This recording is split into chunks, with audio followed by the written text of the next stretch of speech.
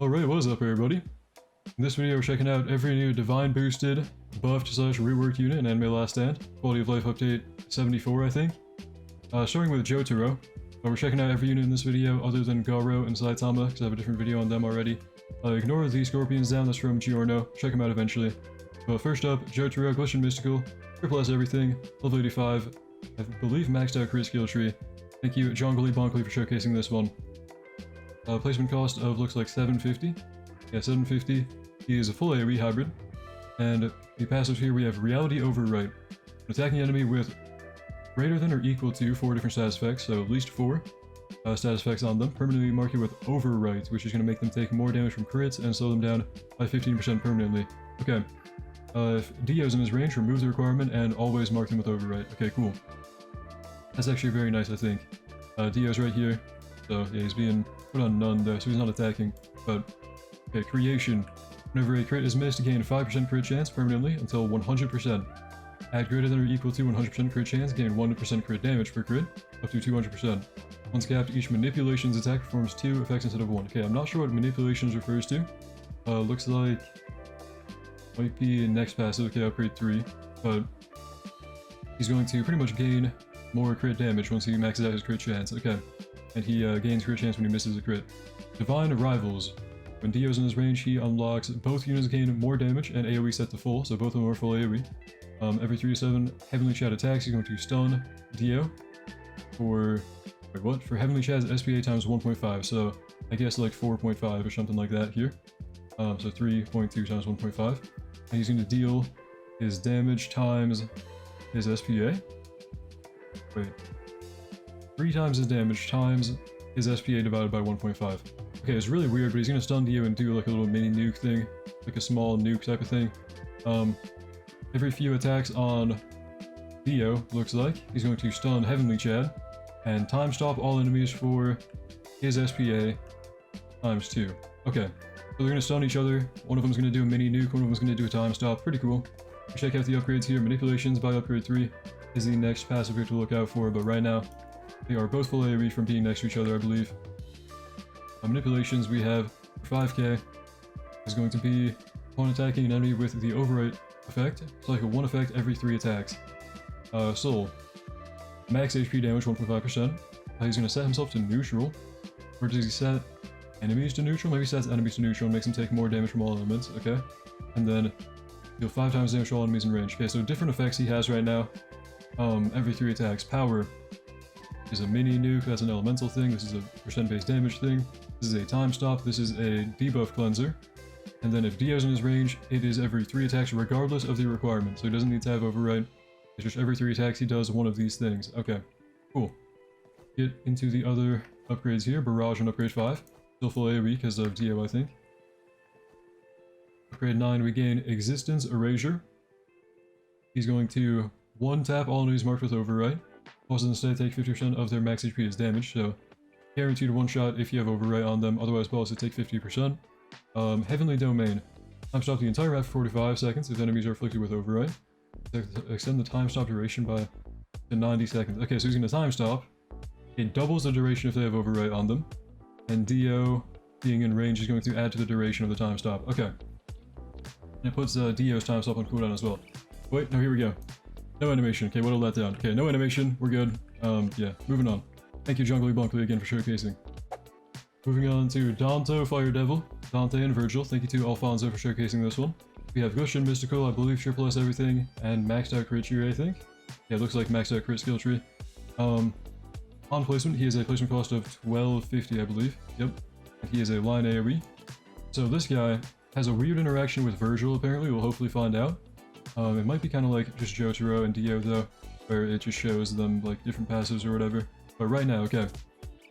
He's going to mark an ally with the lowest SPA in range, but Dante and the marked ally have a 10% chance to follow up on each other's attacks, okay, so they can kind of like follow up off each other. Weird.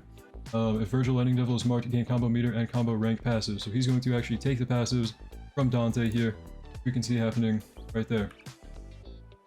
It looks like slightly modified though, so he has Electrified instead of Blaze from the passive for Dante. So, electrified version, Blaze version, but those are the 2 passives here, so let's get into those. Combo meter. Gain 1 combo on each attack or follow-up. So follow-up with Jackpot can also work. This might be from his soul, by the way, because I think we're running... Are we running Jackpot soul on them? Okay, he has the Jackpot soul on him, it just shows he doesn't for some reason. I don't know. Weird. Okay. Keep going on the showcase though. Smokin' Shrexy style. Oh sorry, I don't know if I read combo rank. Okay, so he gains combo whenever he attacks or follow-ups. Combo rank. He's going to increase rank every 10 combo stacks, so right here, I guess, every stack. We can see it above his head. D, C, B, A, S, double S, and triple S here. And he's going to deal damage in range applying Blaze off that multiplier. The damage he deals is right here, so at triple S it's 15 times, for example. A little mini nuke type of thing with Blaze applied on top of that as well. Okay, Smokin' Shrexy style. He's going to temporarily gain this passive when rank is triple S. He's going to lock his combo meter and apply Blaze in range every 7th attack. He's going to gain crit damage and he's going to lose SPA and gain range. So a little mini buff when he reaches triple S mode. Devil form. Every 8th attack, deal 10 times damage in range applying Mutilate and Black Flame off that multiplier. Black Flame is actually pretty huge. This is a pretty good mini nuke every so often. And then 20% crit damage on attack, gains Rupture. Okay. So far, a lot of like every so few attacks or something like that. Ramping up and also RNG with Virgil, able to kind of follow up attack and build up combo off each other. Okay. We go with the upgrades here though. We have a new attack, upgrade 5, called Quick Drive. He is right now a line AoE, remains a line AoE. Keep going. Four-handed upgrade 8, becomes a still line AoE. Doing pretty good damage, and he is actually Perfect Seal now. I don't know if I mentioned that. Perfect Seal, which is pretty crazy. And then, maxed out, he gains the ability Trigger. Gained after first triple S is reached, he's going to gain up to 70 combo, forcibly reaching the next triple S threshold, and enter Devil Form for 100 seconds. Yeah, so he's going to enter the Devil Form here. Want to use ability? Use that real quick. Let's see. Want to use Trigger if we can. No animation, but we can see him get to triple S there and combo lock activating because of the Smokin' Shrexy style passive. That was Dante and Virgil. Not really anything crazy with the synergy between them. They just kind of like give each other the combo meter and able to follow up attack off each other and gain combo from that as well. That was Dante and Virgil. Thank you again, Alphonso, for showcasing. Moving on. Next up we have Gremmy. Gremmy Visionary. Thank you to Mahoraga for showcasing this one. With Shinigami for a reason, because as you can see here, all the different placements of him, I'm pretty sure you need to have Shinigami to get the most. I'm not entirely certain, but I heard around the block that was the case. So we have a glitched, Glorious and Shinigami one. Level 85, maxed out crit tree, I believe, and then no godly lead, so pretty much just Shinigami instead of glitch for normal showcase standards. Meteor shower countdown above his head. Okay, placement cost of 100, but there's so many of them that it would be like, I don't know if these are all connected and they share upgrades. We'll check the passives first of all, but they have rotating effects. I can already see rotating attacks as well. That is from the Dreamer passive. So he has a rotating attack cycle. He is changing element, changing effect, and changing AoE. You can see it happening in real time. I'm not going to read every single one because, I mean, come on. But we have one with Bleed, which is Lug. We have one with Detonation, which is Dark. Different AoEs for all of them. And you can see them kind of going on passively. You'll see them in the background. Different elements, which is cool. Desires of Victory. He's going to kind of like Mob, which might be concerning, but it has a cap, so it's not infinite damage. He's going to gain a percent of enemy current HP, 0.025% to be exact. And he's going to gain that as damage for his next attack. So for everything in his range, he's going to keep scaling up every attack. Sorry. Bad at reading, very tired. But anyways. When he reaches the cap, he's going to summon one clone for 5 attacks with 20% of his current damage. So just one clone. And that clone is going to have the same element and the random on-hit effect. And it doesn't have the attack cycle that he has. And then after 5 attacks, the clone is going to blow up, dealing 10 times the clone's damage in range and disappear. Kind of like a little mini nuke every time the clone is like outliving their full lifespan. He's also going to... An enemy leaves the clone's range, teleport to that enemy. He's going to TP, the clone's going to be able to TP. And gain crit chance and crit damage once per clone. Hivemon, okay. The first place Gremmy becomes the primary. Primary gains more damage for each Gremmy unit or clone within range. And then they're going to synchronize their attack timing. And... okay, never choose the same Dreamer attack. So they're all going to have different effects as well. They're all going to be rotating differently. Okay, really cool. Global, so shared across all Gremmys upon meeting conditions. Deal 1 trillion total damage and attack the same enemy 10 times. He's going to double his placement limit for the rest of the match. Okay. We probably don't have that right now. I'd assume we don't. Yeah, we don't. But he gets double this right here as well, which is crazy. You definitely don't want to have glitch on this guy, because glitch would limit him to 1, I think. Multiple imaginations. When 2 or more Gremmy placements, excluding clones, sorry, not including clones, are within range, all Gremmy share a 4-second global cooldown, 4-second timer. Okay, pretty much he's going to be able to deal a nuke based on the amount of placements in his range, and then also deal a nuke based on stun and reducing cooldown of this nuke. Okay. This is weird. He has a lot of placements, he has a lot of different effects as well. But pretty much 1 million placement unit, and they all have different effects and different nukes pretty much. Auto detonation upgrade too. And it looks like the upgrades are not shared, so we're gonna have to try and keep track of 1 Gremmy if we can. I'm not sure which one's the primary, but like, look at all these are upgrade 0. Okay, we found them. Yeah, we'll keep going. On the same one, upgrade 2. This is a very weird unit, sorry, but thank you again to Mahoraga for showcasing. Looks like we're going up to upgrade 5 for next attack, Strongest Meteor. He's now a circular AoE, but of course alternating, so it doesn't matter. Colossal Meteor, upgrade 7, looks like an ability, which is a nuke doing 15 billion. Extreme boosted variant though, so there's a different version. Deals 2.5 trillion damage in range, then for 100 seconds any enemy entering range is inflicted with Sunburn, scaling off 10 times its damage and inflict despair. Okay.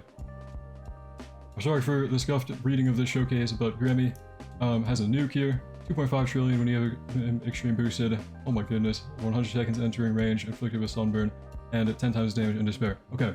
I gotta put a pin in this showcase because I'm already struggling with my words. I'm falling asleep, guys. I'm sorry. Gremmy. Bunch of clones, bunch of effects, nuke damage. Pretty good. Thank you again, Mahoraga, for showcasing. Still though, is it worth like maxing out every different placement of Gremmy? I mean, he's pretty cheap. 100 placement cost. Like the different effects already are kind of worth it in my opinion because you get so many different things being applied for 100 placement cost. But he's okay. There's a lot going on. He's okay. Thank you again, Mahoraga. But moving on. Next up, we have Georno Requiem. Thank you, Alphonso, for showcasing this one as well. We have a placement cost of, looks like, 520. Push and Glorious on him, maxed out crit tree, level 85, triple S everything, and I'm assuming no godly lead. And the Soul of Requiem, this is required for one of his passives, so we have that here. He entered the Requiem mode, I think, here we go, so this is kind of tied to the Soul, we'll get into that in a bit, but Requiem mode. He's going to teleport all enemies in range to the furthest point in range from the base, so he's going to TP them far away. He's going to spawn a Scorpion Summon every 5 seconds, dealing 10 times his damage. He's going to gain Hemorrhage, double his damage, and reduce his SPA by 50%. And allies in range are not damage buffed, crit damage buffed, and crit chance buffed. Okay. He's going to be a huge damage spike and a huge damage buff as well. This is the Requiem mode. Now, the reason we dove into that, I don't know what the term is here, but jumped into that immediately, is because that is required. The requirement for that is the This is Requiem passive. And we kind of had to ramp that up for a long time, so I don't know, I wanted to get that out of the way before he loses it, if he loses it, in 100 seconds here. Okay, so the Requiem mode, which we just saw, is from building up the Requiem stacks when you have the Requiem Soul on him, and you build those up by the This is Requiem passive from a boss entering his range. He's going to time stop them, and he's going to gain a Requiem stack for each second the boss remains under the time stop effect. And then after the bar is maxed out, he goes into the Requiem mode. Pretty much, just have bosses go in his range with the soul on, and you'll get the Requiem mode eventually. Which is the mode we saw at the bottom. Okay. Otherwise though, Life Spring Forth. When an enemy is killed in range, spawn a Scorpion at their death location. So the Scorpions here are right there, 287 mil. This one is going to be 10% of the enemy's max HP plus his current damage. Road summons in range gain 5% of the current damage as health per second. Apply stun on contact, enemies in range are slowed by 1% every second they remain. Okay. It's going to be like a summon, it's going to stun them and slow them. You can see that happening right there, the stun on that guy. A lot of different effects here, we still have Gremmy down, sorry, but the stun does happen. You can see them kind of stop in their tracks when they hit a Scorpion. But anyways, we keep going on the upgrades here. I don't know why I put 3x, we don't really need to do that. But he does on placement have the abilities 0 and Will Never Reach the Truth, which if I want to read them right now, might as well. Upon activation, he's going to... What? Save the game, stay and start a 30-second timer. When the timer ends, abilities used during this window, if their cooldowns reset. Okay. He can put you in like a save mode, yeah, where if you use abilities and you lose base stocks and you have enemies walk far, he can rewind it all. Okay, so he like saves and then you can unsave, like you can go back to that save after doing a bunch of stuff. Okay. You will never reach the truth. That's actually really cool though, by the way. Bosses in range spawn static clones of themselves every 3 seconds. After 3 seconds, 20% of the total damage dealt on the bosses. Hold on. Okay. He's going to clone bosses, and the damage dealt to those clones are going to make the bosses take that damage, a portion of that damage. Gotcha. So he can pretty much do more damage to bosses. Very cool as well. And then the bosses are returned to the first clone's position. Oh. Yeah, so kind of like a rewind as well. But very cool how this guy actually works. I think this guy's really nice. We'll upgrade him here. Get into the upgrades. But he does still have the slow effect as well. Massive Tree Sprout. Okay. New passive, Life String Force EX, and also new attack, Full AoE. The passive is right here. He's going to replace the first Life String Force here. And when an enemy is killed in range, he's going to spawn the Scorpion with higher scaling, I think. And bleed and stun, so just stun. And a stronger slow, maybe? I don't know. Pretty much he's going to be full AoE with the slow effect, with the Requiem mode he had before, which is going to be more TPing and summoning and everything. And a bunch of summons, bunch of slowdown. Very good. Honestly, really cool abilities. I like the Zero and the You'll Never Reach the Truth when I use abilities. Let's actually check out if they have animations. I hope they do, because the Zero is very cool. I don't know if I explained that properly, but like, it saves it, you can do stuff during that save, and he can revert it back to where you saved. No animation though on that. Okay, so nothing on Zero. Next one. Oh, use it. Okay, nothing on that one either. No animations, but he's an okay support, I'd say. Thank you again, Alphonso, for showcasing. That was Georno. He's alright. He's not very good for damage, but pretty good for supporting. Finally, we're checking out Benomaru. Benomaru, Destructive King. This is mine, Destruction King. Obviously no Kali lead. Triple S everything, Glitch and Glorious, maxed out crit tree, and Soul of Destruction.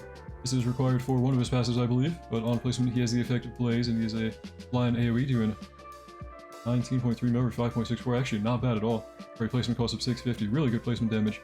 But either way, passives here, we have second generation Pyrokinetic. This one, okay, to summarize it, when an ally applies a fire-related dot to them, so if an enemy has burn on them from another ally, he can like reapply it. He's gonna pretty much reapply it 200% stronger, but based on that unit's damage, so he's not gonna do like his own damage and reapply their burn. Pretty much if he sees burn, he can do it himself, based on that unit's same damage, but more, which is really good. He can also stack it apparently, which is crazy. Third generation Pyrokinetic. Enemies that enter this unit's range for the first time gain Scorched, which is a pretty uncommon effect. Not very many units have Scorched on them, but he has Scorched for 30 seconds, which is pretty good. Another burn-related dot buff, so he's a huge burn team buffer right now. Then Soul of Destruction, this is from the Soul. It says if he has a Soul, you gain the stacks faster. What stacks we're talking about should be found out later, but he needs a total damage of 100 bill. Apparently we have 2.2 trill, should be fine. Keep going though. Upgrade 5, Fireball Barrage, he does gain Black Flame as well, on top of Blaze, really crazy. Doing good damage already. Okay, so Sun Wheel Formation. Apparently this is the one that requires 100 billion damage, yep. And this is when he gains the passive of Destruction, King of Destruction, and active Destruction, and Sunburn, and more damage range and crit damage. We're going to use that right now, should be a huge buff to him, and new passives. So the new passives here are King of Destruction.